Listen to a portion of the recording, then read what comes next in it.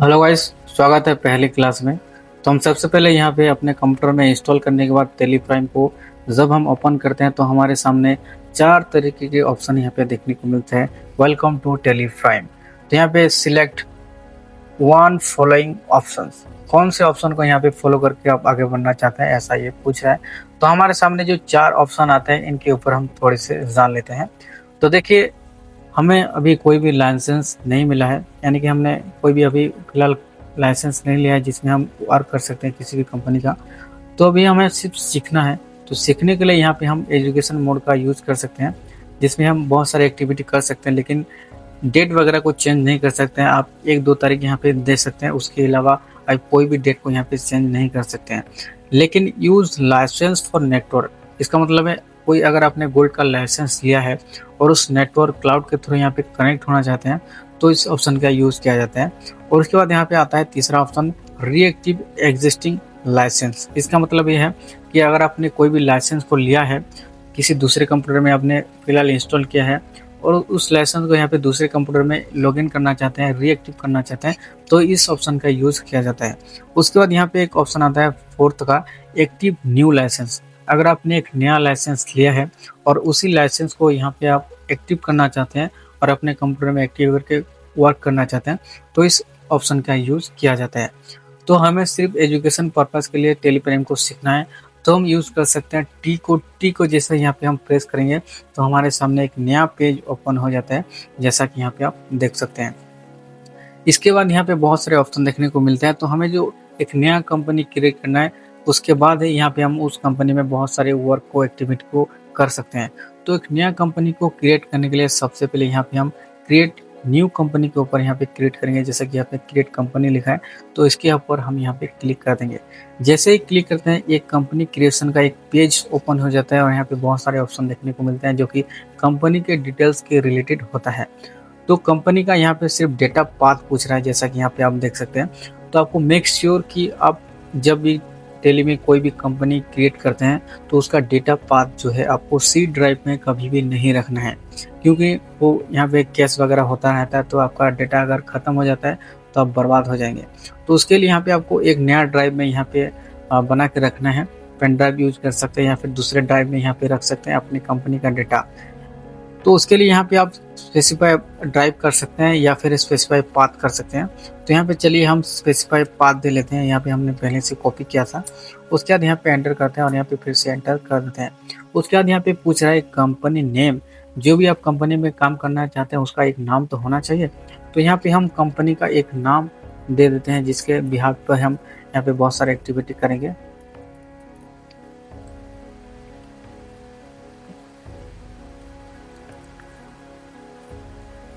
और यहाँ पे लिखा है मेलिंग नेम।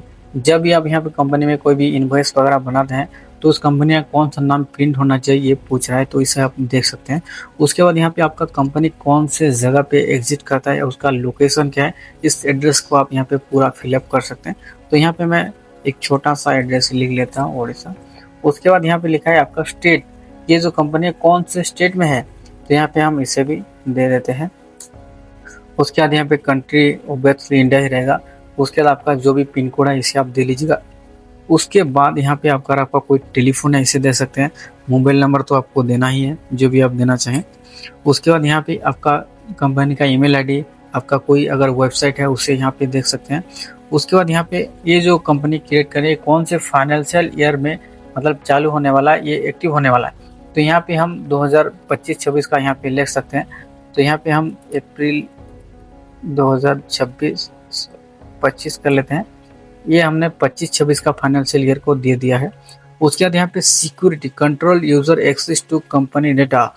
अगर आप इस कंपनी को ब्राउज़र में एक्सेस करना चाहते हैं, रिमोटली यहाँ पे एक्सेस करना चाहते हैं, तो इस ऑप्शन का यूज़ कर सकते हैं, लेकिन हमें फिलहाल के लिए नो ही करना है। और यहाँ पे आपका जो भी मतलब फॉर्मल नेम है, यहाँ पे आपका जो भी करेंसी बेस है इसे आप देख सकते हैं। ऑब्वियसली अगर हम इंडिया में काम करते हैं तो हमारा जो करेंसी वो INR ही रहने वाला है। तो यहाँ पे इतना सब कुछ करने के बाद यहाँ पे हम एंटर को प्रेस करेंगे और यहाँ पे आपका एक नया कंपनी यहाँ पे खुल जाता है। उसके बाद यहाँ पे कंपनी से रिलेटेड यहाँ पे बहुत सारे फीचर्स वगैरह दिए गए हैं, जिसमें आप अपने अलग अलग ऑप्शन के यूज करते हुए अपने अलग अलग काम कर सकते हैं। तो यहाँ पे मेंटेनेंस अकाउंट, इन्वेंट्री के लिए टैक्सेशन के लिए, ऑनलाइन एक्सेस के लिए, पेरोल के लिए, अदर के लिए यहाँ पे अलग-अलग ऑप्शन को दिया गया है। तो जो भी फीचर्स का अगर आपको यूज़ करना है उस कंपनी में, उस रिलेटेड यहाँ पे ऑप्शन का यूज़ करते हुए अपनी कंपनी में काम कर सकते हैं। तो फिलहाल के लिए हमें इतना अभी नहीं देखना है। जब हम धीरे-धीरे इन डिटेल्स कवर करने लगेंगे तो इसका भी ऑप्शन धीरे-धीरे ऑन करते हुए आगे की टॉपिक को कवर करेंगे। तो यहाँ पे टैक्सेशन से रिलेटेड अगर आप अभी जीएसटी को यहाँ पे फिलअप करना चाहते हैं तो जीएसटी वगैरह दे सकते हैं, लेकिन हमें फिलहाल नहीं देना है। तो यहाँ पे देखिए जीएसटी रजिस्ट्रेशन डिटेल्स में आपका डिटेल्स मतलब कौन से स्टेट में रजिस्टर है उसका दे सकते हैं। आपका रजिस्ट्रेशन टाइप क्या है, कंपोजिशन है, रेगुलर है, कौन सा मोड है यहाँ पे आपको चूज़ करना है। और यहाँ पे अदर दिया गया है और यहाँ पे जीएसटी नंबर आपको देना है। और यहाँ पे जीएसटी आप जब फाइल करते हैं तो यहाँ पे क्वार्टरली फाइल करते हैं या फिर मंथली फाइल करते हैं, इससे आपको बताना होगा। तो यहाँ पे बेसिकली ज़्यादातर लोग यहाँ पे क्वार्टरली फाइल करते हैं, कुछ जो ज़्यादा ट्रांजेक्शन वगैरह करते हैं वो यहाँ पे मंथली वगैरह भी कर लेते हैं। उसके बाद यहाँ पे कनेक्टेड जीएसटी डिटेल्स, यहाँ पे आपको यूज़र नेम देना है और यहाँ पे मोड ऑफ फाइलिंग, यहाँ पे कौन से मोड में यहाँ पे ऑनलाइन करते हैं या फिर जो भी आप वगैरह करते हैं इसे आप दे सकते हैं। उसके बाद ई इनवॉइस डिटेल्स, ये तब काम आता है जब का आपका टर्नओवर 5 करोड़ से ज़्यादा होता है तो इस ऑप्शन का यूज किया जाता है। तो फिलहाल हमें इसे नहीं करना है। तो इस ईओ बिल, जब आप कोई गुड्स को यहाँ पे एक जगह से दूसरी जगह में ट्रांसपोर्ट करते हैं तो ईओ बिल बहुत ही इंपॉर्टेंट होता है गाइस, क्योंकि रोड में अगर आप कोई मतलब पकड़ लेता है तो उसमें आपको बहुत सारी दिक्कत वगैरह हो सकता है। इसलिए हम ट्रांसपोर्ट के लिए ईओ बिल का यहाँ पे यूज़ करते हैं, लेकिन ये हम अभी के लिए नहीं दिखेंगे क्योंकि ये थोड़ा सा एडवांस है। पहले हम टेली के इंटरफेस को समझते हैं, उसके बाद यहाँ पे जब इसमें हम फ्री होने लगते हैं तो हमें काम करने में बहुत ही आसान हो जाता है। तो यहाँ पे सबसे पहले हमने अपने फाइनेंशियल ईयर को चूज़ कर लिया है, एंटर करते हैं, सारा कुछ डिटेल वगैरह यहाँ पे एंटर करते हुए यहाँ पे पेज में आ जाते हैं। और जैसे यहाँ पे पेज में आते हैं तो हमारे सामने आप देख सकते हैं एक नया इंटरफेस गेटवे ऑफ टैली का यहाँ पे लुक आ चुका है। उसके बाद यहाँ पे ऊपर की तरफ company data, exchange, import export, share, print, Tally capital, help on, ये अलग अलग टैब दिए गए हैं। इन टैब में बहुत सारे ऑप्शंस होते हैं, उन ऑप्शन का अलग अलग जगह पे अलग अलग काम होता है। तो जैसा कि यहाँ पे आप देख सकते हैं करंट पीरियड लिखा है अप्रैल 1 2025 टू 31 मार्च 2026, ये एक फाइनेंशियल होता है। जैसे कि हम इस फाइनेंशियल ईयर में अपना जो भी लेन देन वगैरह है, बैलेंस शीट वगैरह, फाइनल अकाउंट बना के यहाँ पे हम देखते हैं कि हमारा इस साल में कितना प्रॉफिट हुआ, कितना मतलब लॉस हुआ, जो भी एक्सपेंसेस वगैरह हैं सब कुछ यहाँ पे कैलकुलेट करते हैं इन तारीखों में। तो यहाँ पे देख सकते हैं यहाँ पे लिखा है हमारा कंपनी का नाम, उसके बाद यहाँ पे लिखा है नो वाउचर एंट्री, क्योंकि इस कंपनी को हमने अभी अभी बनाया है तो इस कंपनी के अंदर कोई भी ट्रांजैक्शन को हमने एंट्री नहीं किया है, तो इसी वजह से यहाँ पे नो वाउचर एंट्री लिखा है। जब इस वाउचर मतलब इस कंपनी के अंदर कोई भी एंट्री को कर लेते हैं, सेल का हो परचेज का हो, तो यहाँ पे उसका लास्ट डेट वगैरह यहाँ पे शो करने लगता है और यहाँ पे पूरा ये इंटरफेस देखने को आपको मिल जाता है। तो सबसे पहले यहाँ पे हम जानते हैं कि कंपनी का ऑप्शन क्यों दिया गया है। देखिए कंपनी का ऑप्शन इसलिए दिया गया है कि आप यहाँ पे नया कंपनी बना सकते हैं या फिर जो भी कंपनी अभी के लिए है उस कंपनी में कोई अगर बदलाव करना है, कोई चेंजेस वगैरह करना है तो इस यहाँ पे ऑल्टर की सहायता से कर सकते हैं, इसे शॉर्ट कर सकते हैं यानी कि बंद कर सकते हैं और दूसरा कंपनी का ऑप्शन यूज कर सकते हैं। और भी यहाँ पे बहुत सारे ऑप्शन दिए गए हैं तो हम थोड़े थोड़े ही जानते हैं। और यहाँ पे वाई यानी कि डेटा को जब यहाँ पे क्लिक करते हैं तो यहाँ पे दिया गया है कि आप अपनी कंपनी के डेटा को बैकअप ले सकते हैं या फिर जो भी बैकअप लिया है उस बैकअप डेटा को यहाँ पे आप रिस्टोर कर सकते हैं और यहाँ पे कंपनी को स्प्लिट कर सकते हैं, बीच में रोक सकते हैं और एक नए शुरू से यहाँ पे कंपनी को चालू कर सकते हैं। ये बहुत सारे ऑप्शन दिया गया और यहाँ पे आपको रिपेयर का भी ऑप्शन दिया गया। अगर आपका डेटा करप्ट हो जाता है तो उस करप्ट डेटा को यहाँ पे रिपेयर कैसे किया जा सकता है उसका भी यहाँ पे ऑप्शन दिया गया है। और यहाँ पे सबसे इम्पोर्टेंट गर्ल्स यहाँ पे गो टू का दिया गया है। कोई भी अगर आप वाउचर के अंदर होते हैं और यहाँ पे तुरंत अगर आप कोई चीज़ आपको देखना है, एक्सेस करना है तो यहाँ पे सिंपली आपको यहाँ पे कंट्रोल जी को प्रेस करना है और यहाँ पे गो टू पेज खुल जाता है, जहाँ पे आप कुछ भी लिख के यहाँ पे जितने भी अंदर का चीज़ होगा इस यहाँ पे आप एक ही मतलब क्लिक में यहाँ पे सर्च कर सकते हैं। जैसे कि आपको जीएसटी से रिलेटेड कोई भी यहाँ पे पेज को यहाँ पे फाइंड करना है तो यहाँ पे आ जाता है। जैसे कि जीएसटी ROR मुझे देखना है तुरंत, तो यहाँ पे मैं जीएसटी लिख दूंगा, यहाँ पे ऑप्शन आ जाता है। मुझे अगर यहाँ पे तुरंत बैलेंस शीट को देखना है तो यहाँ पे मैं बैलेंस शीट लिख दूंगा तो यहाँ पे आ जाता है। तो कहने का मतलब ये है कि आप एक पेज में रहते हुए किसी दूसरे पेज में यहाँ पे तुरंत स्विच कर सकते हैं, तो इस ऑप्शन का यहाँ पे यूज किया जाता है। उसके बाद यहाँ पे दिया गया है गाइस इनपुट का ऑप्शन।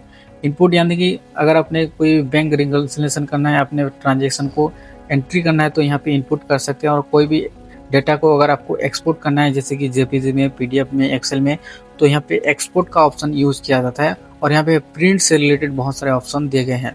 और यहाँ पे टेली कैपिटल इसका फिलहाल हमें कोई काम नहीं है, लेकिन F1 जो कि हेल्प है, इसका यूज़ बहुत ही होने वाला है गाइस, क्योंकि इसमें बहुत सारे ऐसे ऑप्शन दिए गए हैं जो कि टेली को यहाँ पे प्रो बनाता है। इसके बहुत सारे एडवांस फीचर्स वगैरह इसके अंदर पाए जाते हैं कि आप अपने लाइसेंस लिया है, उसका एक्सपायरी किया है, उसका रिन्यूअल कब है, उसका टीडीएल वगैरह कितना लोड है, अपने कंपनी से रिलेटेड, टेली से रिलेटेड जितने भी मतलब सेटिंग्स वगैरह हैं यहाँ पे आपको देखने को मिल जाते हैं।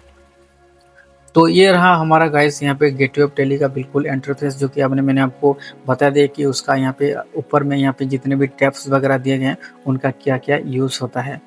तो आइए अब जानते हैं कि हमें ये जो मास्टर्स दिए गए हैं और यहाँ पे ट्रांजेक्शन दिए गए हैं, यूटिलिटीज दिए गए हैं और यहाँ पे रिपोर्ट्स जो दिए गए हैं अलग अलग ऑप्शन, इन ऑप्शन का यूज़ करते हुए कैसे हम अपने ट्रांजेक्शन को कर सकते हैं। कॉन्ग्रेचुलेशन गाइस, अभी आपने टेली प्राइम में कंपनी क्रिएट करना सीख लिया है। अभी हम नेक्स्ट स्टेप में देखेंगे कि आप इसे कंपनी में लेजर, ग्रुप, सब ग्रुप, यूनिट किस तरीके से बनाएंगे, आइटम बनाएंगे और यहाँ पे कैसे सेल परचेस को करेंगे, नेक्स्ट वीडियो में देखेंगे। Thanks for watching this video.